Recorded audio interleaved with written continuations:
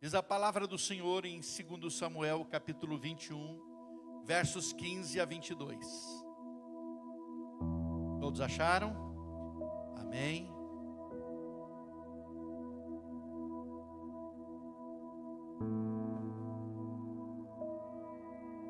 De novo fizeram os filisteus guerra contra Israel. Desceu Davi com seus homens e pelejaram contra os filisteus, ficando Davi muito fatigado. Isbi-Benob descendia dos gigantes. O peso do bronze de sua lança era de 300 siclos e estava cingido de uma armadura nova. Este intentou matar a Davi. Porém Abisai, filho de Zeruia, socorreu, feriu o filisteu e o matou. Então os homens de Davi lhe juraram, dizendo: nunca mais sairás conosco à peleja, para que não apagues a lâmpada de Israel. Depois disto, houve ainda de grande estatura, que tinha em cada mão, em cada pé, 6 dedos, 24 ao todo. Também este descendia dos gigantes. Quando ele injuriava Israel, Jonatas, filho de Simeia, irmão de Davi, o feriu. Estes 4 nasceram dos gigantes em Gate e caíram pela mão de Davi e pela mão de seus homens. Amém. Que Deus abençoe a sua palavra, que ela tenha livre curso e que seu coração seja terra boa, para a glória de Jesus. Amém. Pode assentar, querido. Nesta manhã, quero, nesta nossa reflexão da manhã de domingo de ceia, falar com vocês um pouquinho sobre matadores de gigantes. Eu não sei se você sabe, mas cada um de nós, cada um de vocês, precisa se tornar matador de gigantes. A vida cristã aqui na terra, queridos irmãos, ela é composta de desafios contínuos. As nossas batalhas, elas só acabarão quando chegarmos no céu. Até lá, nós temos ainda muitas batalhas. Davi matou Golias, então não há mais gigantes a serem derrotados. É isso? Não. O texto bíblico que nós lemos, ele nos revela que Golias, o gigante filisteu, morto por Davi, ele tinha irmãos, ele tinha parentes, ele tinha outros da mesma espécie que ele. E até para esclarecer, em 1 Crônicas, capítulo 20, verso 5, que é o texto paralelo a este, o cronista vai revelar para nós que o texto onde nós lemos que o Elanã matou Golias, na verdade lá vai revelar para nós que Elanã matou o irmão de Golias, porque o Golias havia sido morto por Davi. Então o irmão, ou seja, o Elanã feriu a Lame, esse Lame, irmão de Golias. Queridos, nós enfrentamos gigantes o tempo todo. Enfrentamos os gigantes das enfermidades, que desafiam a ciência a cada dia. Nesse momento temos alguns irmãos nossos enfrentando o desafio do gigante da enfermidade. Algumas delas os médicos não têm nem o diagnóstico, porque na verdade nem eles sabem com que estão lidando. Nós enfrentamos os gigantes da depressão, que teimam em desafiar os psiquiatras, que a cada tempo as atacam com novos antidepressivos e eles continuam avançando. Enfrentamos o gigante da baixa autoestima, que insiste em querer impedir que desenvolvamos todo o potencial que temos em Cristo Jesus. Em Cristo Jesus você não é mais e você não é menos. Você é exatamente aquilo que Ele quer que você seja. Ainda outros tipos de gigantes que são comuns a todos os servos de Deus em todos os tempos. Alguns desses gigantes causaram grandes perdas para muitos servos de Deus. Alguns exemplos: Sansão sucumbiu diante do gigante das paixões carnais. Davi sofreu uma derrota para esse gigante também. Salomão sucumbiu diante do gigante da idolatria, que tem muitas faces, pois a idolatria se apresenta de muitas formas. Uzias um próspero rei que reinou por 50 anos, sucumbiu diante do gigante do orgulho. Jonas enfrentou os gigantes da rebeldia e do desejo de vingança pessoal. Judas sucumbiu diante do gigante da avareza e da cobiça. Pedro enfrentou e perdeu o primeiro round para o gigante da autoconfiança. Graças a Deus se recuperou a tempo. E todos nós enfrentamos gigantes todos os dias. E quero dizer para você que, de uma forma muito especial, esse ano de 2024 para mim tem sido um ano de muitos gigantes. E põe gigante nisso. Parece que se enfileiraram um atrás do outro para desafiar e tentar nos derrubar e derrotar. E eu pergunto a você, querido irmão, que tipo de gigante você tem enfrentado? Essa é uma pergunta importante a fazer. Que tipo de gigante você tem enfrentado? Particularmente, você tem enfrentado.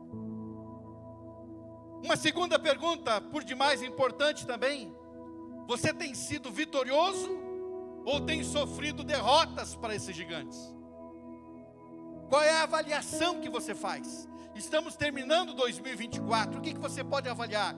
Esse ano, esse gigante me derrotou, continua me derrotando ainda. Ou esse ano eu tive vitória sobre esse gigante da minha vida. Qual a avaliação que você faz diante dos gigantes que você tem enfrentado? Você querendo ou não, eles se levantam contra você. Principalmente se você decide se comprometer com Deus. Você ouviu o que eu falei? Principalmente se você decide. Se você quiser levar uma vida cristã relaxada, onde mal e porcamente ora, onde não tem vida com Deus, não está nem aí para o serviço do Senhor, não está interessado em fazer coisa alguma. Se você leva uma vida cristã de qualquer jeito, não se preocupe. Os gigantes não se levantam contra você, porque você já está deitado. Ele se levanta contra aqueles que querem compromisso com Deus. E cada vez que você disser assim para Deus: Deus, eu quero me comprometer mais contigo, você vai enfrentar novos tipos de gigantes na sua vida. Mas isso é um bom sinal. É sinal de que você está no caminho certo, na direção certa, fazendo aquilo que Deus quer que você faça. Amém? Mas a questão aqui esta manhã, queridos irmãos, é: o que fazer para sermos matadores de gigantes? Quais os requisitos para sermos matadores de gigantes? Como fazer para sermos matadores de gigantes? Se nós temos que sê-lo, como fazer para sê-lo? E é isso que precisamos entender esta manhã. E o primeiro requisito que eu quero destacar para você aqui esta manhã é que, para ser matador de gigante, é preciso compreender a maneira que os gigantes operam, o modus operandi do gigante. Isso é importante. Eles têm um modus operandi e nós precisamos aprender qual é esse modo operandi dos gigantes que tentam nos derrotar e nos destruir. E aí, nesse texto bíblico, nós temos algumas referências e, de forma objetiva e subjetiva também, lições preciosas para nós. É preciso compreender a maneira que os gigantes atuam. Como eles atuam? Como eles operam? E aí nós vamos descobrir que gigantes, eles atuam mirando matar pessoas que são referência. Eu acabei de dizer que quando você se compromete com Deus, você se torna alvo de gigantes ainda maiores. Os gigantes têm um modus operandi e precisamos aprender, e entre eles é mirar, matar pessoas que são referência. Versículo 16, que você leu comigo aqui agora, acompanhou na leitura bíblica, diz que o Isbi-Benob focou em quem? Diz o texto bíblico que ele focou em Davi. Ele intentou matar Davi. Por quê? Porque derrotando a referência é mais fácil espalhar os demais. Se você tem sido um líder em sua casa, se você tem sido um líder lá no seu trabalho, se você tem sido um líder na escola, mas um líder que manifesta Jesus com suas atitudes, se você não é influenciável, mas é influenciador, então se prepare para ser atacado por gigantes, porque no modus operandi dos gigantes, eles miram pessoas que são referência. Se você estudar os textos do Antigo Testamento, você vai descobrir que em alguns momentos, em algumas batalhas, você encontra textos como esse, em que o Acabe foi lutar contra os sírios, convidou Josafá para ir com ele, e diz: vou me disfarçar, vou ficar na peleja disfarçado como um soldado comum. Ele não era bobo, o Acabe era muito esperto. Eu vou ficar como um soldado comum e você fica com o traje real, Josafá. Ou seja, você vai ser o alvo, Josafá. Dito e feito, ele não estava aqui querendo dar honra para o Josafá e nem querendo ser uma pessoa mais ativa na batalha, vestindo como um soldado qualquer, não. Porque do outro lado da batalha, o rei dos sírios disse assim para ele, para o povo dele, para o exército dele: não matem ninguém, a não ser o Acabe. Matem o Acabe, mirem o Acabe. Se matar o Acabe, a gente dispersa o povo. E aí foi dito e feito. De repente, miram em Josafá pensando que é o Acabe. Quando o Josafá grita, os soldados dizem: não é o Acabe, e param de perseguir o Josafá. E o Acabe, pensou que ia safar. Alguém na batalha, lançou uma flecha e poderia pegar em qualquer soldado, pegou justamente no Acabe, e naquele dia ele foi morto naquela batalha, mesmo tentando se esconder no meio dos soldados comuns. Mas o que eu quero dizer com isso é que sempre que você se torna uma referência, gigantes, eles querem matar referências, porque eles causam o quê? Um estrago maior. Se você é uma referência, ele te derruba, você causa um estrago maior na sua família, é um estrago maior no ambiente que você está, porque as pessoas confiam em você, Então, se você cai ali, você acaba influenciando e contaminando e até desanimando muitas pessoas. Por isso eu coloquei esse texto aqui, quando Golias desafia o exército de Saul, e ele faz isso, ele está desafiando um soldado referência de Israel para bater armas com ele. Ele está dizendo exatamente isso. Ele clamou às tropas de Israel e disse-lhes: para que é que vocês vão lutar? Não precisa vocês lutarem. Eu sou filisteu, vocês são servos de Saul. Escolham aí o campeão de vocês para vir lutar comigo. Quem ganhar aqui dentre nós dois, o povo vai ser sujeito. Ele está dizendo o seguinte, coloque alguém que seja o melhor de vocês, a referência que vocês têm. E aí quem ganhar aqui não precisa o exército se bater em armas, porque a gente se submete ao vencedor desse duelo aqui. Foi o que o Golias propôs para o exército de Saul, irmãos. Por quê?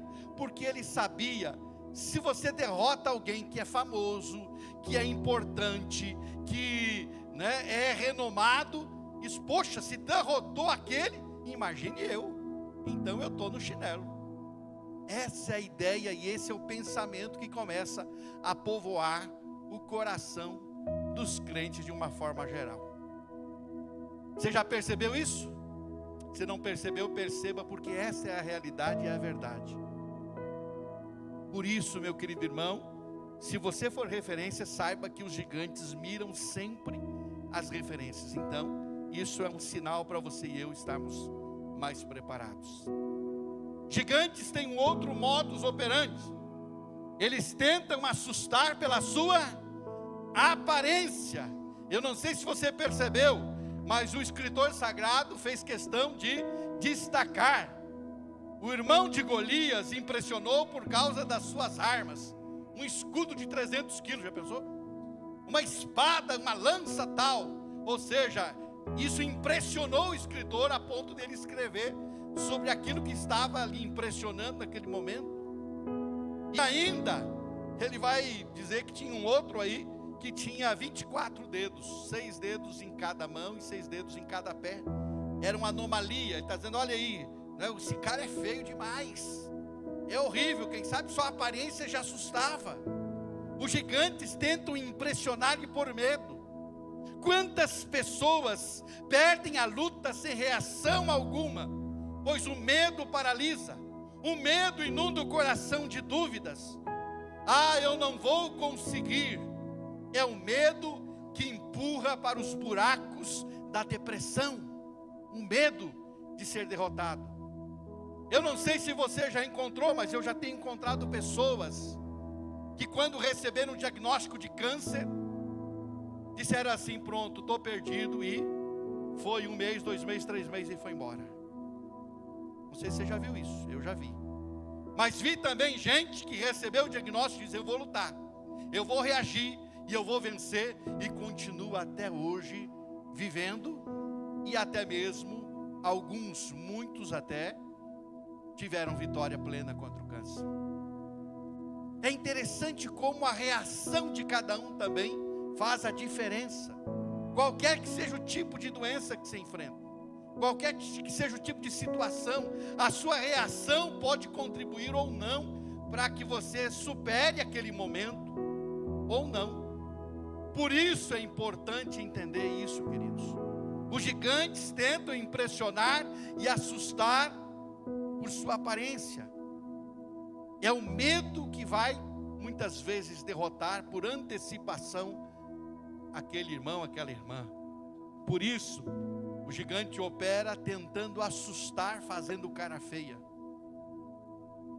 Geralmente ele faz isso.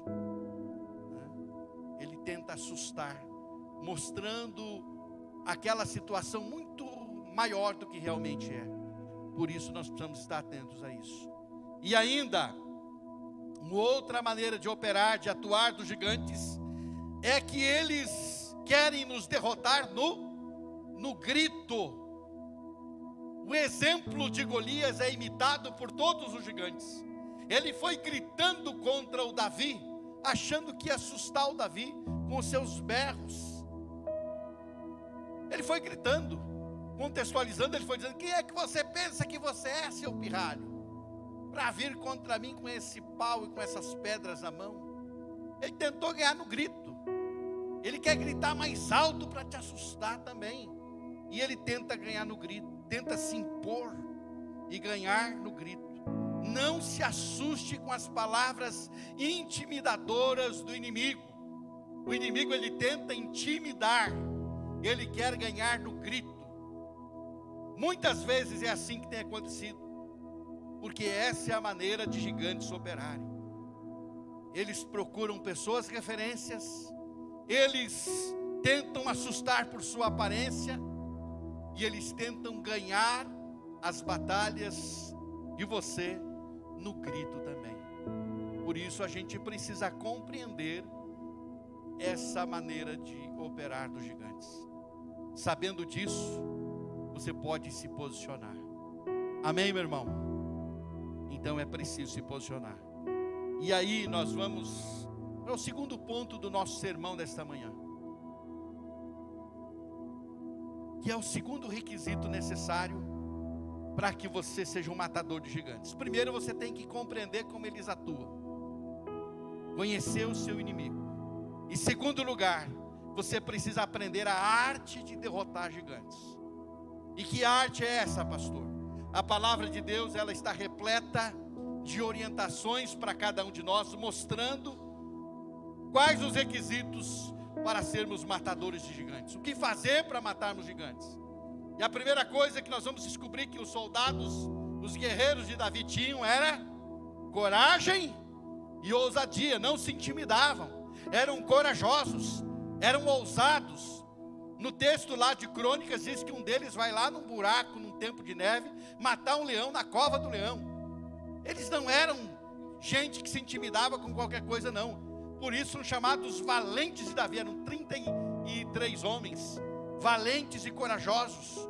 Matadores de gigante é gente ousada, é gente que não tem medo, é gente que prossegue apesar do medo também. Ou seja, tanto Davi quanto os seus valentes eram, na verdade, corajosos, e sabiam de uma coisa importante.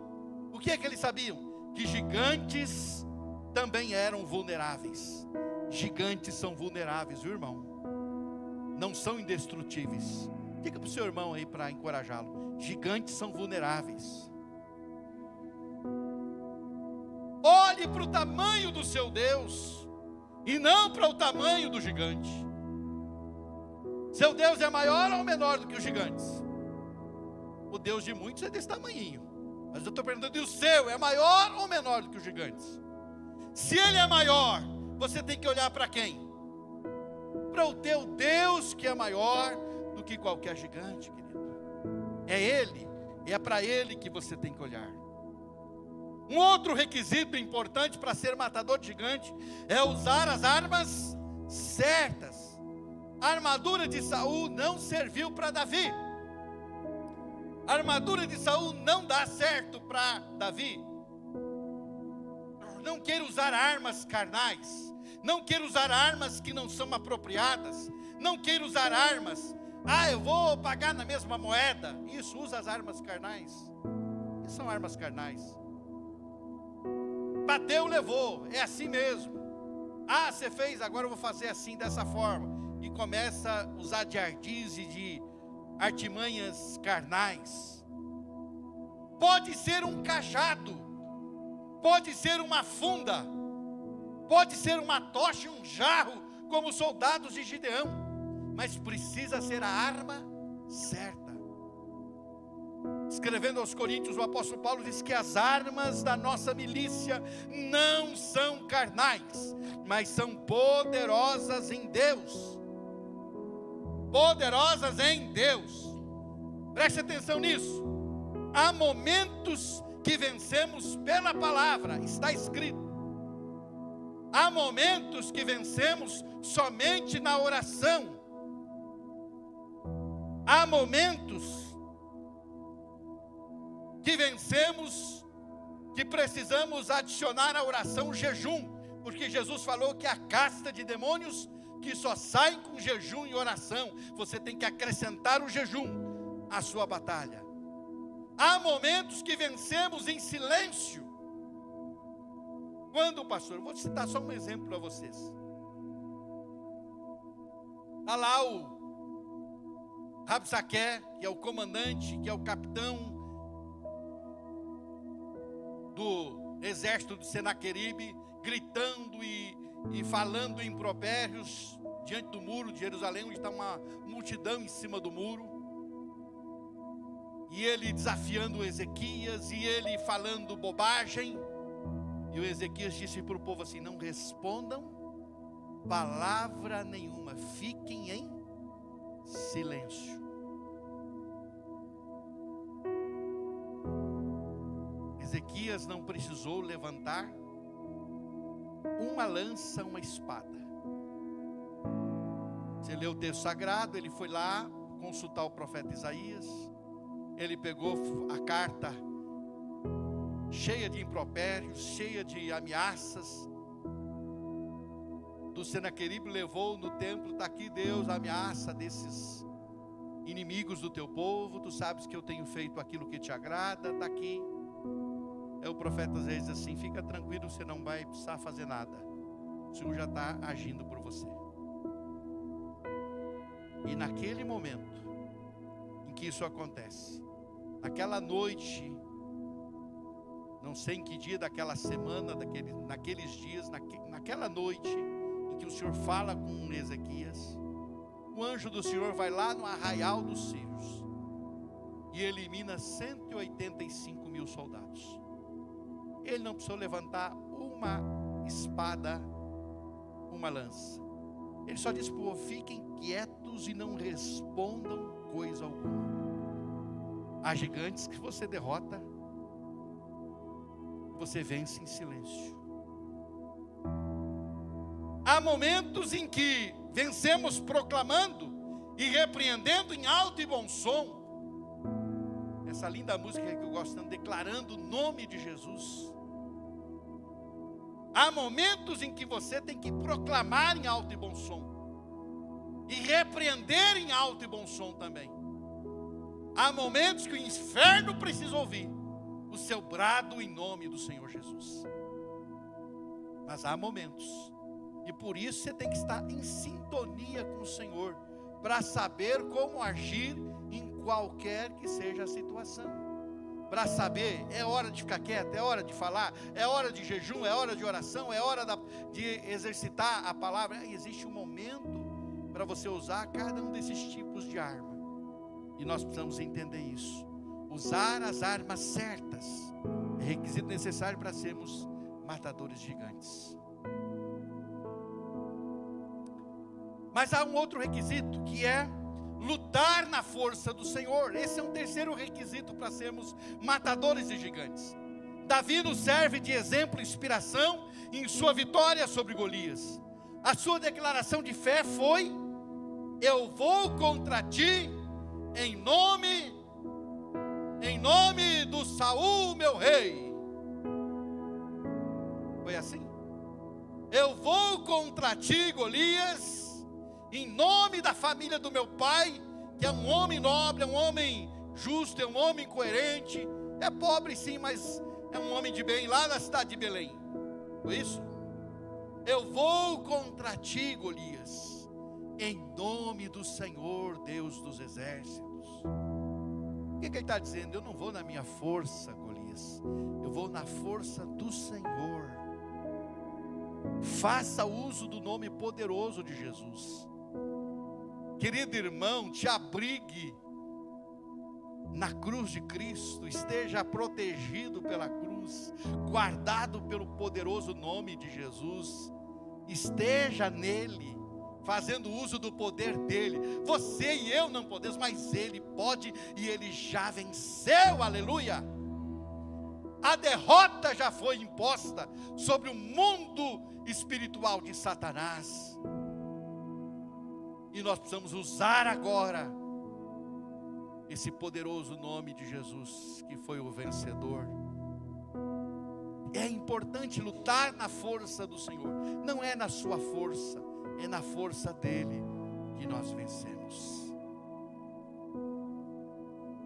Quais os requisitos para matarmos gigantes? É preciso também buscar auxílio no corpo de Cristo. Quando Isbenob quis matar o Davi, diz aí o texto que você está, espero que esteja com ele aberto ainda. Abisai, o seu sobrinho, veio em seu socorro. E aí uma coisa importante, olha aqui para mim que eu vou te dizer. Se o Golias tem irmãos, nós também temos irmãos. Amém? Ou você não tem irmãos? Temos ou não temos? Se Golias tem irmãos, nós, povo de Deus, também temos uma família numerosa e temos irmãos em Cristo que podem nos ajudar também. Portanto, busque o auxílio no corpo de Cristo também. Frequentemente, quando alguém sofre derrota, é porque se isolou. Se isolou, isso levou à derrota, infelizmente. Busque auxílio no corpo, não se isole. Não ache que ninguém tem a ver e ninguém pode te ajudar. Busque o auxílio. Eu tenho certeza que alguém poderá te ajudar.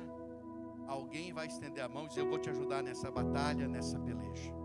Em nome de Jesus. Haverá um Abisai para te socorrer, tenho certeza disso. Quais os requisitos para sermos matadores de gigantes? Lembre-se também que há uma armadura à sua disposição. E você sabe o endereço dela, não sabe? Você sabe perfeitamente, de cor e salteado, o endereço dessa armadura. Qual é o endereço mesmo? Qual é o endereço? Efésios capítulo 6. Ali você tem o quê? A armadura de quem? É de Deus. Ela não é sua, ela é de Deus. Mas ela está à sua disposição. A armadura de Deus está à nossa disposição. Há um capacete, há um escudo, há uma couraça, há um cinto, há uma espada, há um calçado para você.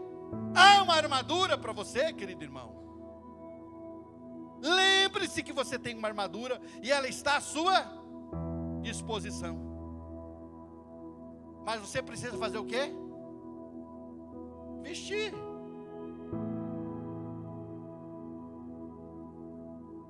Você precisa vestir. Você está com a roupa lá, é só vestir. Se você sair nu, porta fora, meu irmão, não é porque você não tem a roupa para vestir. Está lá a armadura para você vestir. É só vestir a armadura. Lembre-se que há uma armadura à sua disposição. E ainda em sexto lugar, lembre-se que os gigantes mais difíceis de derrotar são aqueles que agem na esfera do seu coração. Precisa lembrar disso também. Para ser matador de gigante, você precisa lembrar que o gigante mais difícil de matar são aqueles que estão aqui dentro. Esses. O orgulho, os desejos da carne, os desejos dos olhos, a velha natureza que quer ressurgir a cada instante. Os maiores gigantes que você precisa derrotar não estão fora de você, estão dentro de você. Lembre-se disso. Lembre-se disso. Por isso, querido, aqui está a maneira correta de enfrentarmos e matarmos gigantes. E o Senhor quer que cada um dos seus filhos e discípulos sejam matadores de gigantes, sim. É muito importante lembrar que por mais que já tenhamos derrotado muitos gigantes, Golias ainda tem irmãos. E a nossa luta é constante contra os gigantes que se levantam contra nós. Por isso, nesta manhã, eu quero desafiar você a estar atento para ser um matador de gigantes. É para isso que nós somos chamados. Eu quero concluir essa palavra para irmos para a ceia do Senhor, dizendo para você que Deus permite os gigantes em nossas vidas, basicamente com duas finalidades. Preste atenção nisso. Deus permite os gigantes em nossas vidas, basicamente com duas finalidades. A primeira finalidade é nos provar, revelar para nós como anda a nossa confiança nele. Ele sabe, mas Ele quer que eu e você saibamos também. Como assim, pastor? Eu citei para vocês aqui o Pedro, que disse para Jesus: contigo eu vou até a morte, cheio de autoconfiança. Jesus sabia como estava o Pedro, mas o canto do galo revelou para o Pedro quem realmente ele era e como ele estava, quem ele achava que ele era e quem de fato ele era. Percebe, irmão? Ah, Deus quer provar para que Ele saiba como você está. Não, já sabe sem provar você como você está. Ele quer que você saiba, porque nós temos um grande problema, que é nos auto-enganarmos. Nós nos auto-enganamos. Olha aqui para mim. O camarada está com mágoa no coração e diz assim: não, eu sou um cara que perdoa. Aí Deus mostra para ele que ele não tem um coração perdoador. É o camarada que diz assim: eu gosto de ver o meu irmão bem. Aí Deus permite que o irmão ele conquiste um bem que o outro não tem, e a inveja já aparece, né? Diz: por que tem que ser ele, não eu? Deus já sabia que estava lá isso? Tá, sabia, mas você não sabia. Porque você pensa que não, eu não tenho inveja de ninguém. Até no momento em que alguém tem o que você não tem, você começa a invejar aquilo. Percebe isso, meu irmão? Então Deus permite para provar, revelar para nós como anda a nossa confiança nele, como anda o nosso nível de coragem, como anda o nosso nível de santidade. Então Ele permite os gigantes para provar. Não que Ele precise saber, mas eu e você precisamos saber.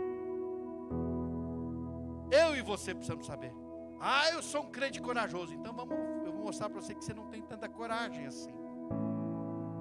Ah, eu sou uma pessoa que confio muito em Deus. Então vamos ver se você confia. Eu sei que você não confia tanto assim. Deus falando. Mas eu quero mostrar para você que você não sabe disso e precisa saber. Você precisa confiar mais em mim. Então Deus permite para nos provar.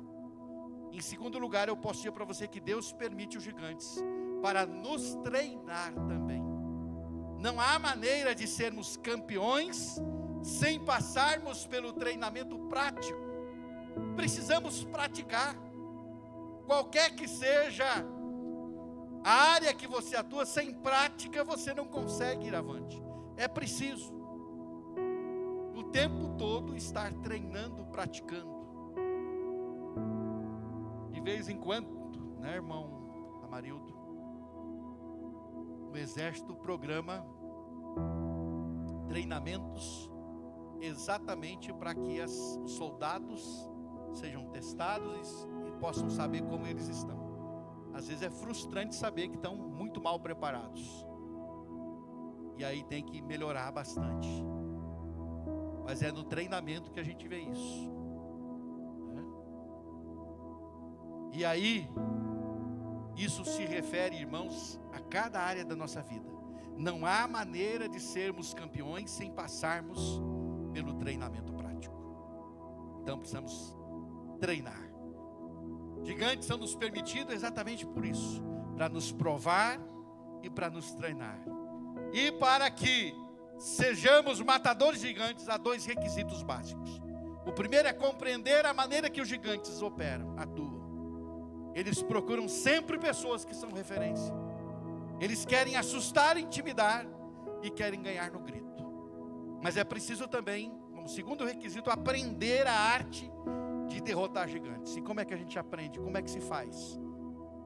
Tendo coragem e ousadia, usando as armas certas, lutar na força do Senhor, buscar o auxílio do corpo de Cristo, lembrar que há uma armadura à nossa disposição e lembrar que os piores gigantes não estão fora, mas dentro de nós. Eu quero concluir perguntando a você uma vez mais: como você tem se saído no embate com os gigantes? Curva sua cabeça e feche seus olhos. Se você foi tocado por essa mensagem, não deixe de curtir esse vídeo. Inscreva-se no nosso canal no YouTube e assim você pode ter acesso a mais mensagens como essa para edificar a sua vida. E se você deseja fazer parte da nossa igreja, ter mais acesso às nossas informações e novidades, é só você baixar o nosso aplicativo no seu celular. Baixe gratuitamente. É só você abrir a loja virtual no seu celular e digitar IBI Cascavel. Aí você baixa o nosso aplicativo e tem mais acesso às nossas novidades e faz parte dessa família também. Deus te abençoe e um grande abraço.